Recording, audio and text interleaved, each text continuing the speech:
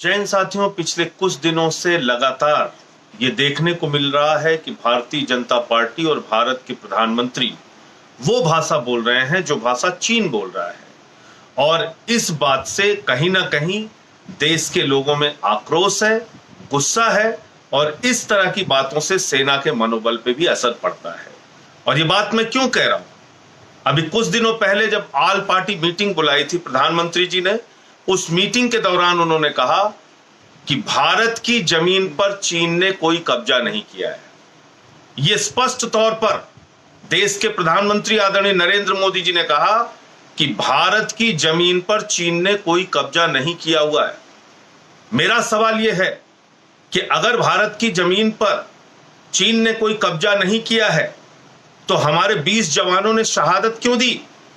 हमारे 20 जवानों ने भारत माता की धरती को चीन के कब्जे से आजाद कराने के लिए, उन चीनी सैनिकों को वहां से खदेड़ने के लिए अपनी शहादत दे दी।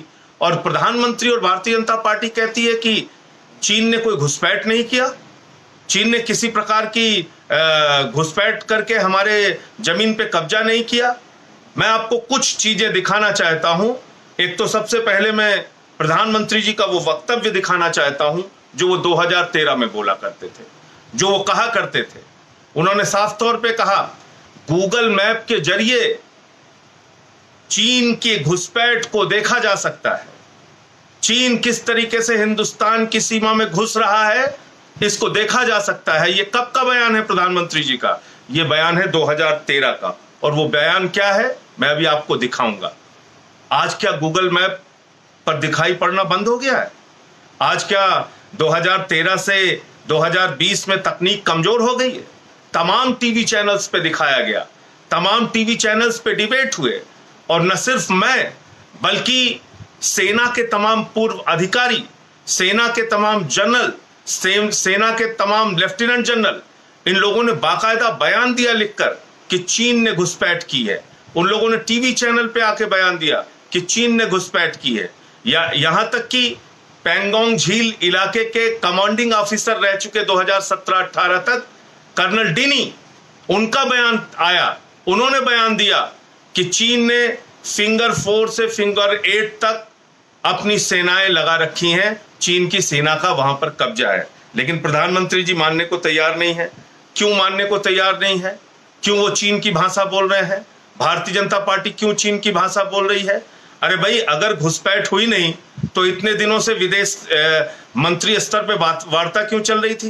राजनीतिक स्तर पे वार्ता क्यों चल रही थी? सैन्य अधिकारियों की बातचीत क्यों चल रही थी? अगर घुसपैठ हुई नहीं तो भारत माता की धरती से खदेड़ने के लिए हमारे 20 जवानों ने जो शहादत दी वो क्यों दी?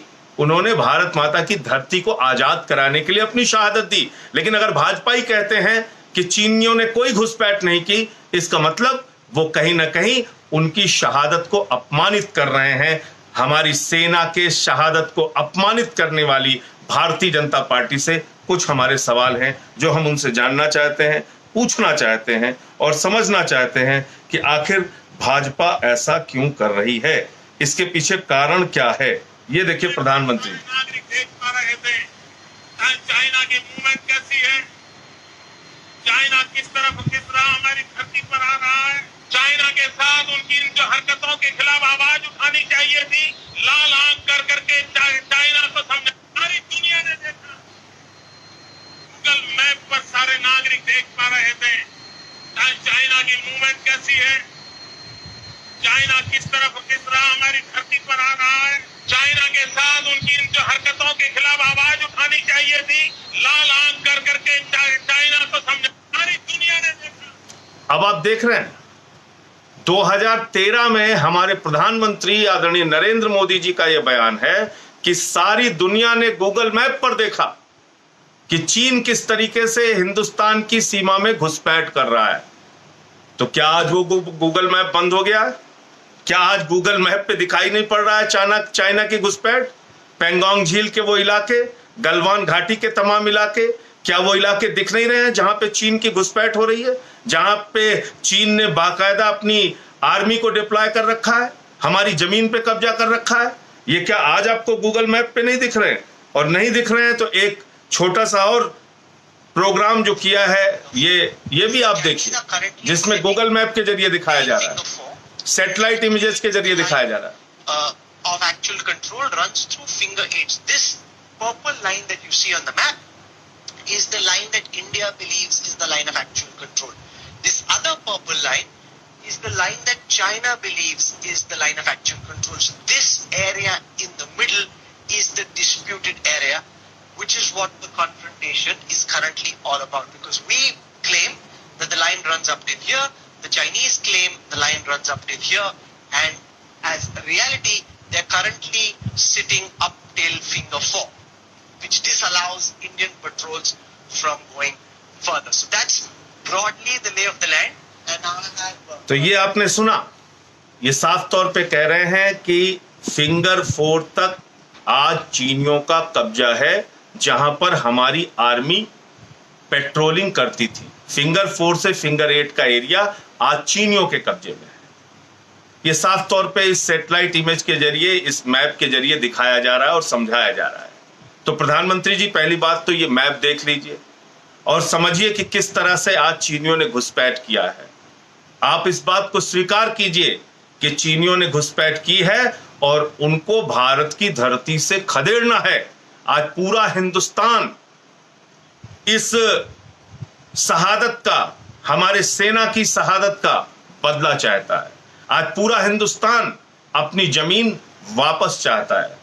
आप तमाम तरीके के उदाहरण देते हैं, 62, 65, 67, 64 कांग्रेस के समय के कार्यकाल की चर्चा, आप वो क्यों करना चाहते हैं? अरे भाई, उन्होंने अपराध किया, उनको लोगों ने हटा दिया।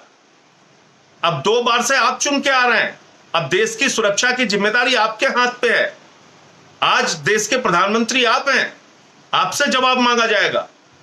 जब डोकलाम हो रहा था उस समय भी इस तरह से लीपापोती के बयान, आज जब गलवान घाटी के इलाके में, पेंगोंग झील के इलाके में चीन की घुसपैठ हो रही है, फिर भी उसी तरह के लीपापोती के बयान, झूठ के बयान। तो इस बात से बहुत हैरानी होती है, आश्चर्य होता है। और भाजपाई हर चैनल पे बैठ के कहते हैं विपक्ष को सवाल नहीं उठाना चाहिए, विपक्ष को सवाल नहीं उठाना चाहिए, ऐसे सवाल नहीं करना चाहिए। जब भारतीय जनता पार्टी विपक्ष में थी 2014 से लेके 2004 से लेके 2014 तक, यानी 10 वर्षों तक उन्होंने क्या किया ये आपको जानना जरूरी है। उस समय 10 साल के अंदर बीजेपी ने विपक्ष में रहते हुए 24 बार पत्रकार वार्ता की। भारत चीन सीमा विवाद पर 24 बार पत्रकार वार्ता की। अपनी राष्ट्रीय कार्यकारिणी में बाकायदा राजनीतिक प्रस्ताव पारित किया, बाकायदा चीन की सीमा के विवाद पर संकल्प पत्र जारी किया। और मुझे लगता है कि अगर उस वक्त ऐसा करना राष्ट्रीयता थी, राष्ट्रीय धर्म था, तो आज भी अगर चीन घुसपैठ किया है तो उस पर सवाल उठाना राष्ट्रीय धर्म है, राष्ट्रीय कर्तव्य है। मैं ऐसा मानता हूं। बीजेपी ने 10 साल तक विपक्ष में रहते हुए भारत चीन सीमा विवाद का जो मुद्दा उठाया वो उनका राष्ट्रीय दायित्व था, वो उनका राष्ट्रीय कर्तव्य था, वो उन्होंने बिल्कुल ठीक किया।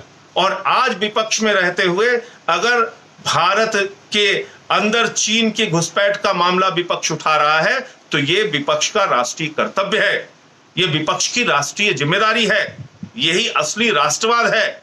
और जो लोग आज चीन की भाषा बोल रहे हैं, दरअसल वो चीन के साथ क्या उनका तालमेल है, क्या उनकी बातचीत है, क्यों वो इतना झुककर बात कर रहे हैं, ये उनको बताना चाहिए। आप रोज विपक्ष से सवाल खड़ा करते हैं। अरे आपकी तो जब विपक्ष में था भारतीय जनता पार्टी, जब विपक्ष में थी उस वक्त नवंबर 2013 के अंदर भगत सिंह कोश्यारी, जो आज के राज्यपाल हैं महाराष्ट्र के, उनके नेतृत्व में बाकायदा एक डेलीगेशन बना के चीन की सीमा पर भेजा गया, ये जानकारी लेने के लिए कि भारत चीन की सीमा का विवाद क्या है, घुसपैठ कहां कहां पर हुई है, ये पूरी जानकारी इकट्ठा करने के लिए भारतीय जनता पार्टी ने अपने सांसदों का प्रतिनिधि मंडल भगत सिंह कोश्यारी जी के नेतृत्व में भेजा था। तो क्या वो राष्ट्रद्रोह था? क्या वो राष्ट्र विरोधी कर्तव्य था? क्या इतना ही नहीं, जब रक्षा मामलों की संसदीय समिति के अध्यक्ष राज बब्बर जी थे, उस समय भारतीय जनता पार्टी के 2 सांसद विपक्ष में रहते हुए मुख्तार अब्बास नकवी और आदरणीय प्रकाश जावड़ेकर जी ने कहा, लद्दाख से सेना के अधिकारियों को संसदीय समिति के सामने बुलाइए और उनसे सीमा के हालात के बारे में पूछताछ कीजिए। तो क्या वो राष्ट्रद्रोह था? क्या आपको सेना की क्षमता पर, उनके पराक्रम पर विश्वास नहीं था? आप तो सेना के अधिकारियों को संसद की संसदीय समिति के अस्थायी समिति के सामने बुलाने की बात कर रहे थे। आप तो एक डेलीगेशन बना के चीन की सीमा पर भेज रहे थे। 24 बार आपने पत्रकार वार्ता की, चीन के मुद्दे पर अपना संकल्प पत्र जारी किया, अपना राजनीतिक प्रस्ताव जारी किया, राष्ट्रीय कार्यकारिणी में उस विषय पर चर्चा की। तो आज अगर विपक्ष आपसे सवाल पूछता है तो यह कोई अपराध नहीं है। 1962 में जब चीन के साथ युद्ध चल रहा था, संसद के अंदर स्वर्गीय अटल बिहारी वाजपेयी जी ने जवाहरलाल नेहरू पर महापाप करने का आरोप लगाया। और मैं समझता हूं कि विपक्ष की जिम्मेदारी है, अगर हमारी सीमाएं सुरक्षित नहीं रहेंगी, राष्ट्र के गौरव के साथ कोई समझौता किया जाएगा, सेना के स्वाभिमान के साथ कोई समझौता किया जाएगा, तो सवाल उठाना हर एक हिंदुस्तानी का धर्म है, हर एक हिंदुस्तानी का कर्तव्य है। तो मैं पूछना चाहता हूं प्रधानमंत्री जी, आपने क्यों चीन की भाषा बोली? पूरी की पूरी भारतीय जनता पार्टी आज चीन की भाषा क्यों बोल रही है? क्यों कह रही है कि नहीं नहीं साहब, चीन ने कोई घुसपैठ नहीं किया? जब आप कहते हैं चीन ने कोई घुसपैठ नहीं किया, इसका मतलब आप हमारे 20 जवानों की शहादत को अपमानित करते हैं, क्योंकि हमारे जवानों ने शहादत दी भारत माता की धरती से चीनियों को खदेड़ने के लिए। अभी एक टीवी चैनल पे मैं बैठा था, एक दिन एबीपी न्यूज चैनल पे, उस पे रूबिका लियाकत जी बहस कर रही थी, उनकी हेडलाइन चल रही थी, चीन भागा। तो मैंने कहा भाई, आप तो प्रधानमंत्री जी से कॉन्ट्रडिक्ट कर रही हैं, प्रधानमंत्री जी से अलग बात आप कर रही हैं। आप बताइए, जब वो आया ही नहीं, प्रधानमंत्री जी कह रहे हैं, तो आप कह रही हैं भागा तो भागा कैसे फिर?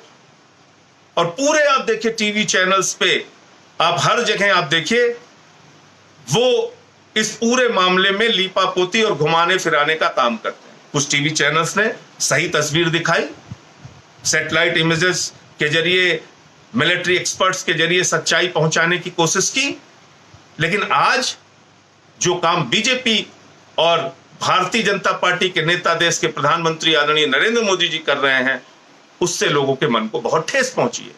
लोगों के मन को गुस्सा है, नाराजगी है उनके मन में कि आप ऐसा क्यों कर रहे हैं। आज तरह तरह की बातें भाजपाई कहते हैं आत्मनिर्भर बनना है, चीनी सामानों का इस्तेमाल नहीं करना है, चीनी सामानों का बहिष्कार करना है। आप लोगों को यह बोलने का अधिकार है क्या? आप चीनी सामानों के बहिष्कार की बात आप कर रहे हैं, आपने कितना चीनी सामानों को हिंदुस्तान में जगह दी है, उनको व्यापार करने का मौका दिया है, आपको अंदाजा है? 5 लाख करोड़ रुपए का आयात, लगभग 5 लाख करोड़ रुपए का आयात प्रतिवर्ष हिंदुस्तान चाइना से करता है। यानी 5 लाख करोड़ रुपए की खरीद, 5 लाख करोड़ रुपए का व्यापार, आयात चीन से हिंदुस्तान कर रहा है। तो वो आपके सैनिक मार रहे हैं और आप उनको 5 लाख करोड़ रुपए का व्यापार दे रहे हैं, और अब आप कह रहे हैं हम चीनी सामानों का बहिष्कार करेंगे। अब तक क्यों सो रहे थे आप? आपको जानकारी नहीं है कि चीन आपका विरोधी है? आपको जानकारी नहीं है कि उन्होंने किस तरह से डोकलाम में घुसपैठ की?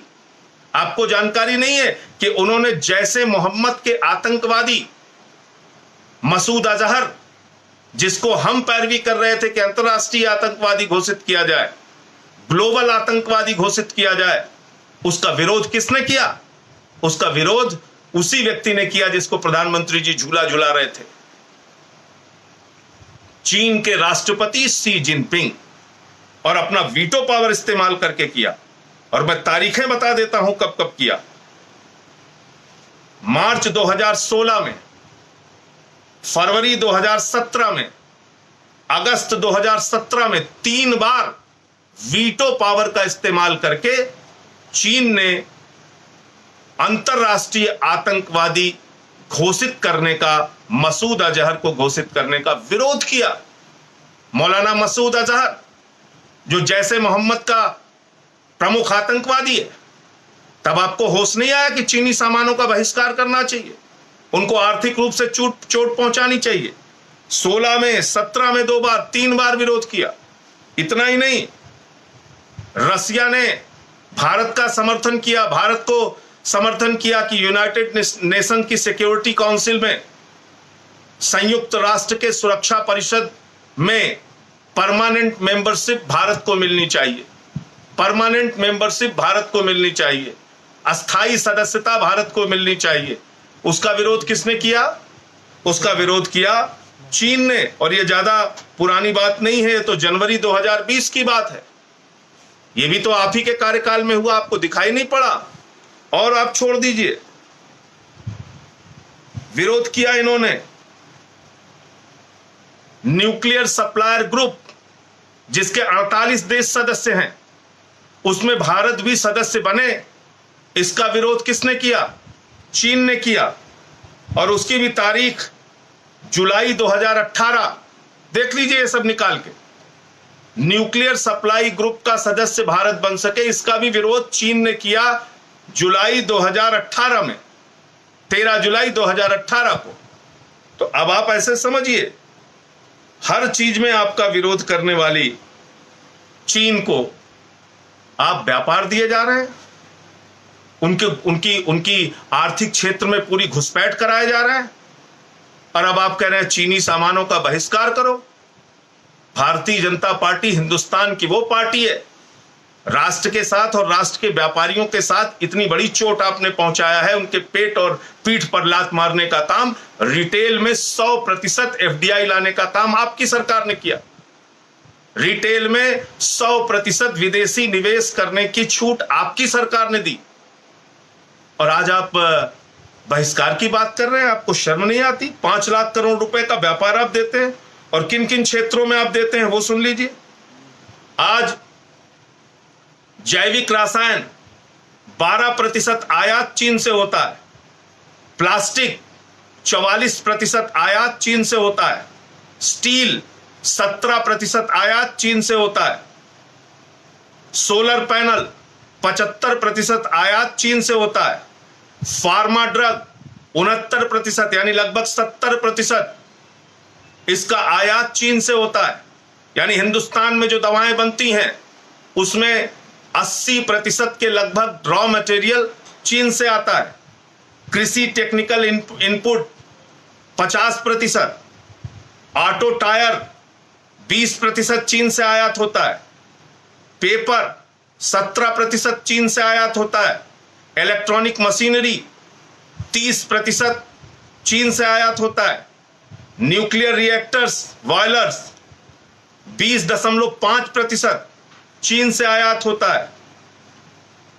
इसी तरीके से स्टार्टअप्स में कितना निवेश है चीन का, सुनिए। Flipkart, MakeMyTrip, Swiggy, Ola, Paytm, Snapdeal, BigBasket, Zomato, Hike. आप विरोध की और बहिष्कार की बात कर रहे हैं। पूरे हिंदुस्तान की अर्थव्यवस्था को आपने चीनियों के कब्जे में दे रखा है, आपको शर्म नहीं आती?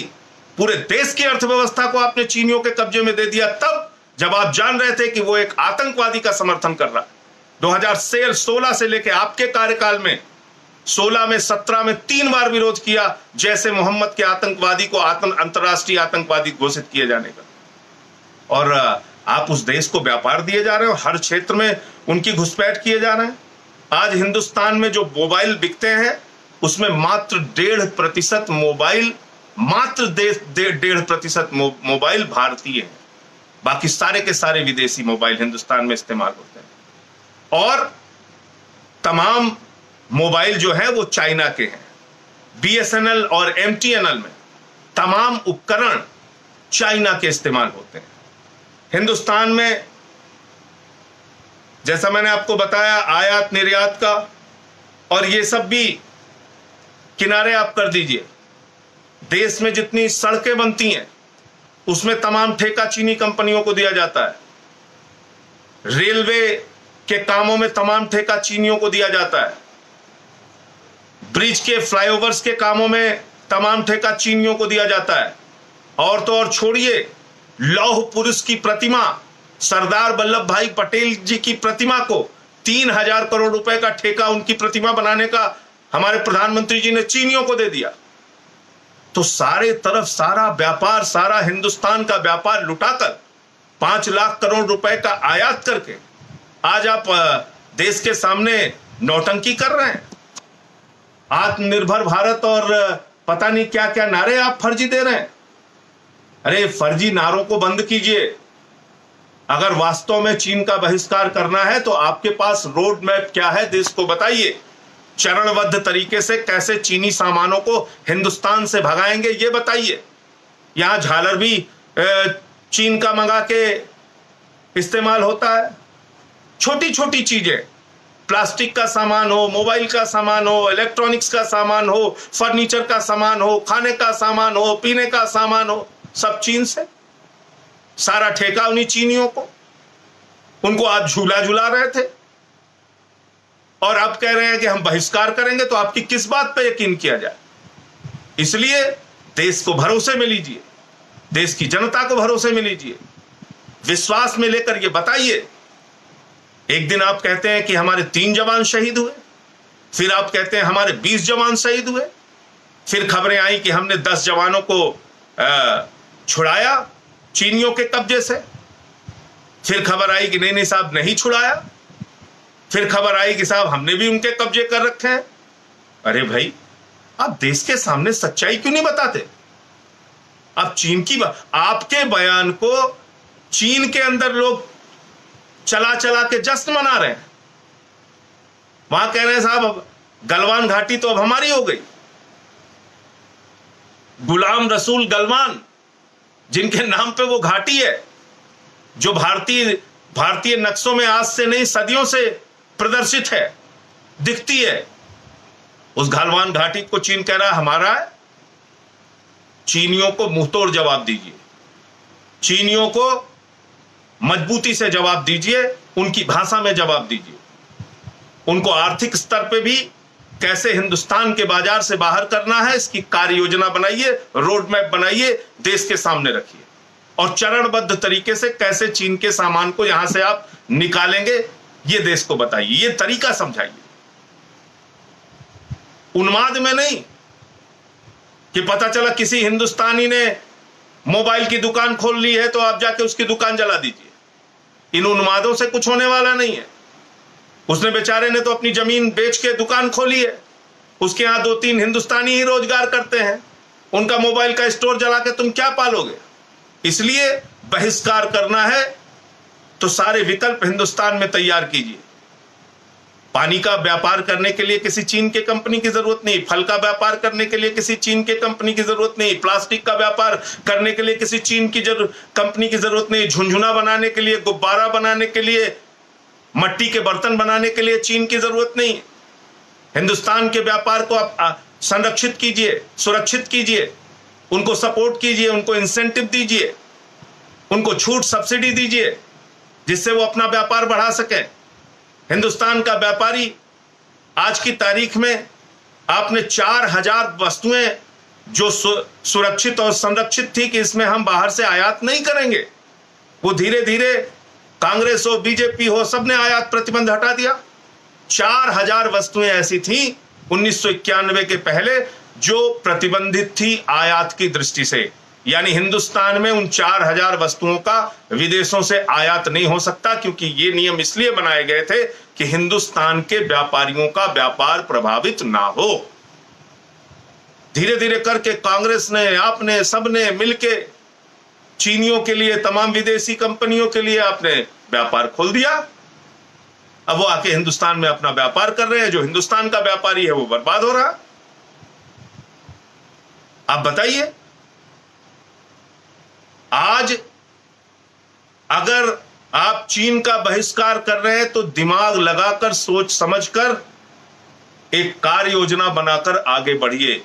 मलेशिया में, इंडोनेशिया में, दूसरे देशों में भी जो कंपनियां खोले हुए हैं वो भी चीनी हैं। ऐसा ना हो कि मेड इन चाइना देख के और मेड इन मलेशिया देख के आप भ्रमित हो जाए। सारी जानकारी, सारा पता करके काम कीजिएगा और देश को पूरी जानकारी दीजिए। हमें पता तो चलना चाहिए।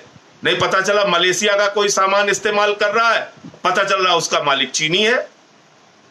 तो ये भी एक समझाने की जरूरत है।